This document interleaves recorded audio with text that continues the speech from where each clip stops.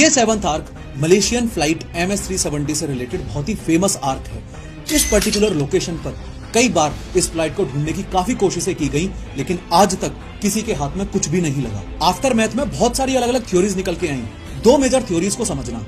सबसे पहली थ्योरी ये कि शायद प्लेन हाईजैक हो गया होगा। इनफैक्ट बाद में इन्वेस्टिगेशन में ये पता भी चला था कि इन सभी 229 पैसेंजर्स में से 2 ईरानियन पैसेंजर्स भी थे, जो कि इस फ्लाइट MS-370 में फर्जी चोरी किए हुए पासपोर्ट्स के साथ में ट्रेवल कर रहे थे। लेकिन बाद में फर्दर इन्वेस्टिगेशन पर पता चला कि वो दोनों हाईजैकर्स नहीं थे। ऊपर से ये हाईजैकिंग वाली थ्योरी इसलिए भी नहीं चल पाई क्योंकि आज 10 साल बाद भी किसी की तरफ से कोई डिमांड ही नहीं आई है। किसी भी ऑर्गेनाइजेशन ने आज तक क्लेम ही नहीं किया कि हमने हाईजैकिंग की थी, वगैरह वगैरह। दूसरी थ्योरी थी ऑटो पायलट वाली। लोगों ने एक बार के लिए कंसिडर किया कि हो सकता है दोनों पायलट्स बेहोश हो गए हो, फ्लाइट ऑटो मोड पर चली गई हो और फिर ये फ्लाइट उस पाथ को फॉलो करते हुए इंडियन ओशियन में जाके क्रैश कर गई हो।